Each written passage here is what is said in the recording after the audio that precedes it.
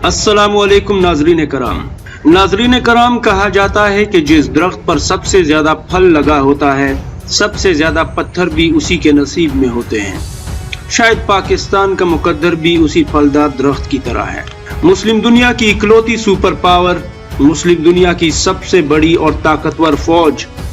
और मुस्लिम दुनिया की सबसे बड़ी मिसाइल ताकत और पूरी दुनिया की पहली 10 बड़ी ताकतों में से पाकिस्तान का भी एक होना ऐसे अलकाबात हैं जो कि एक तरफ तो पाकिस्तान को इस्लाम का आखिरी किला होने का एजाज बख्शते हैं, तो दूसरी तरफ पाकिस्तान को हर दिन आलमी तागूती ताकतों के बुने हुए किसी जाल या आजमाइश में ला खड़ा करते हैं।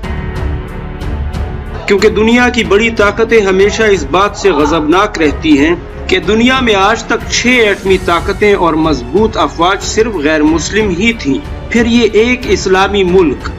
पाकिस्तान जो कल ही आजाद हुआ है, ये हमारी ताकतवर अफवाज की सफ में कहां से आ गया? कहीं इसकी देखा देखी 2-4 और मुसलमान मुल्क भी इस मुकाम तक पहुंच गए तो हमारी मुसलमान दुनिया पर अजारादारी तो खत्म हो जाएगी। लिहाजा इस्लाम की इस आखिरी दीवार पाकिस्तान को जैसे तैसे भी हो गिराना ही होगा। इस मकसद के लिए आलमी ताकतें पाकिस्तान को आए दिन नित नई आजमाइशों में डालकर इसके लिए मुसीबतों का एक ना खत्म होने वाला सिलसिला जारी रखे हुए हैं। पाकिस्तान को मफलूज करके तस्लीम करने की ऐसी ही एक साजिश के बारे में आज आपको बताने जा रहा हूँ, जिससे अल्लाह ताला ने पाक फौज को अपने बागियों के शर से महफूज रखा और पाक फौज ने एटमी धमाकों के कुछ ही अरसे बाद 3 दिन में 3 मिसाइल टेस्ट करके पूरी दुनिया पर लर्जा तारी कर दिया और पूरी दुनिया को ये पैगाम दिया कि पाकिस्तान ग़ज़वा-ए हिंद के लिए बना है और ये अल्लाह के राजों में से एक राज है जिसे तुम कभी भी तस्खीर नहीं कर पाओगे। नाज़रीन कराम, हुआ कुछ यूं कि 80 की दहाई में अमेरिका समेत कुछ बड़ी ताकतों को ये भनक लग गई कि पाकिस्तान एटमी हथियार बनाने जा रहा है। लेकिन चूंकि मगरिबी दुनिया बिलखुसूस अमेरिका को अभी अफगानिस्तान में रूस के खिलाफ पाकिस्तान की जरूरत थी, इसलिए अमेरिका ने फौरी तौर पर कोई एक्शन नहीं लिया। लेकिन जब रूस टूट गया और 1992 में रूस की शिकस्त ज़दा फौज का आखिरी काफिला अफगानिस्तान से चला गया, उस वक्त रूस की अवाम और हुकूमत को पाकिस्तान पर सख्त गम और गुस्सा था, क्योंकि वो अपनी शिकस्त का जिम्मेदार अमेरिका से ज्यादा पाकिस्तान को समझते थे। उस वक्त रूसी फौज के सरबराह ने भी ये बयान दिया कि हम पाकिस्तान को सख्त सजा देना चाहते थे, लेकिन हमारी इंटेलिजेंस इदारों ने हमें बताया कि पाकिस्तान तकरीबन 2 से 3 एटम बम बना चुका है, लिहाजा हम पाकिस्तान के खिलाफ किसी कार्रवाई का रिस्क नहीं ले सकते थे। लेकिन अमेरिका और इसराइल को अब यकीन हो गया था कि पाकिस्तान तकरीबन एक एटमी मुल्क बन चुका है और वो पाकिस्तान के एटम बम को इस्लामिक बम कहकर पुकारा करते थे और आज भी कहते हैं। लिहाजा अमेरिका बहादुर और इसके इत्तेहादियों ने जायजा लेना शुरू किया कि अगर पाकिस्तान 3 से 4 साल में एटम बम का तजर्बा कर भी ले तो भी पाकिस्तान के हाथ पांव इस तरह बांधे जाएं कि पाकिस्तान इन हथियारों को किसी के खिलाफ इस्तेमाल ना कर पाए और इस्तेमाल करने से पहले ही ये हथियार अक़वाम मुत्तहिदा की तहवील में चले जाएं। इस मकसद के लिए पहले अमेरिका बहादुर ने जो काम किया वो प्रेस्लर तरामीम के तहत पाकिस्तान के F-16 तैयारों को रोक दिया,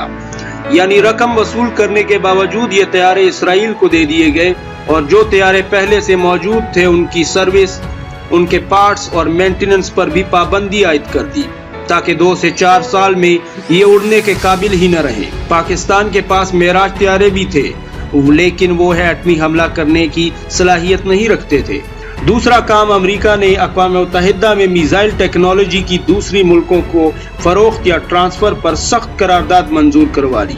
क्योंकि पाकिस्तान अगर एटमी हथियारों को हदफ पर पहुंचाने के लिए जंगी तैयारे की जगह मिसाइल का इस्तेमाल करे तो वो रास्ता भी बंद हो जाए, क्योंकि पाकिस्तान अगर चीन से कोई मिसाइल हासिल करे तो वो ना कर पाए।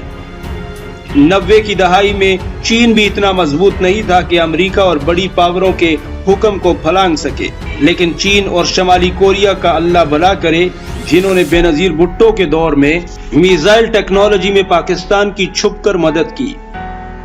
अब तीसरा और आखिरी काम ये था कि भारत, जिसके पास उस वक्त भी ऐसे मिसाइल थे जो कि 90% पाकिस्तान को आसानी से निशाना बना सकते थे اور وہ ایک ایٹمی طاقت بھی بن چکا تھا، اس کو پاکستان کے ساتھ ایک محدود جنگ پر اکسایا جائے تاکہ اقوام متحدہ کی امن افواج کو پاکستان میں داخلے اور ایٹمی ہتھیاروں کو اپنے تحویل میں لینے کا جواز پیدا ہو سکے۔ 1998 میں ایٹمی دھماکے کرنے کے بعد جب پاکستان پر پابندیوں کی بارش ہو جاتی ہے تو سعودی عرب، ایران، ترکی اور دیگر اسلامی ملکوں نے پاکستان کی ان پابندیوں میں بھرپور مدد کی، لیکن کمزور ایئر فورس اور میزائل طاقت کے حوالے سے وہ بھی پاکستان کے لیے بہت فکر مند تھے۔ اور اب یہ کھیل آخری مرحلے میں داخل ہوتا ہے۔ واجپئی کے دور حکومت میں بھارتی پارلیمنٹ پر حملہ کروایا جاتا ہے، جس کا ذمہ دار پاکستان کو بنا کر بھارتی وزیر اعظم 7 لاکھ سے زائد میزائلوں سے لیس فوج کو پاکستان کی سرحد پر کھڑا کر دیتا ہے۔ اور امریکہ سمیت عالمی طاقتوں کو یہ بھرم ہوتا ہے کہ پاکستان کی فوج جتنی مرضی بہادر ہو، وہ بھارت سے تعداد میں ایک تو آدھی ہے اور اس کی ایئر فورس بھی اس وقت کمزور پوزیشن میں ہے، لہذا اگر بھارت سرحد پر پاک فوج سے شکست بھی کھا گیا تب بھی پاکستان کے سبھی بڑے شہر بھارتی میزائلوں کی زد میں ہیں، جبکہ جواب میں پاکستان بھارت کے اندر کسی بھی بڑے شہر کو نشانہ نہیں بنا پائے گا اور بہت جلد بھارت کے سامنے پاکستانی فوج گھٹنے ٹیک دے گی اور تسلیم ہو جائے گی۔ اور اگر بھارت یہ منصوبہ پایا تکمیل تک نہ بھی پہنچا پایا تو بھی 9/11 کے بعد افغانستان میں موجود امریکی فوجیں پاکستان میں آسانی سے داخل ہو جائیں گی اور اس ناپاک مشن کو پورا کر لیں گی۔ لیکن جیسا کہ مشہور ہے، قسمت بھی ہمیشہ بہادروں کا ساتھ دیتی ہے، نہ کہ بزدلوں کا۔ امریکہ اور عالمی طاقتیں شاید نہیں جانتی تھیں کہ پاکستان کی انٹیلیجنس ایجنسی ISI کس بلا کا نام ہے۔ ISI نے پاک فوج کو 1993 سے ہی اس ناپاک منصوبے کے بارے میں خبردار کر دیا تھا، لہٰذا اب وقت آن پہنچا تھا کہ پاکستان خود کو مرد میدان ثابت کرے۔ پاکستان نے 26 مئی 2002 کو 1500 کلومیٹر تک مار کرنے والا میزائل غوری 1 کا کامیاب تجربہ کیا، جس کو جہلم سے فائر کر کے بلوچستان میں کامیابی سے ہدف پر داغا گیا۔ یہ ایک ایٹمی میزائل تھا۔ 27 مئی سن 2002 کو غزنوی میزائل کو کراچی کے علاقے سون میانی سے فائر کیا گیا، جس نے 300 کلومیٹر کے فاصلے پر بلوچستان میں ٹارگٹ کے پرخچے اڑا دیے۔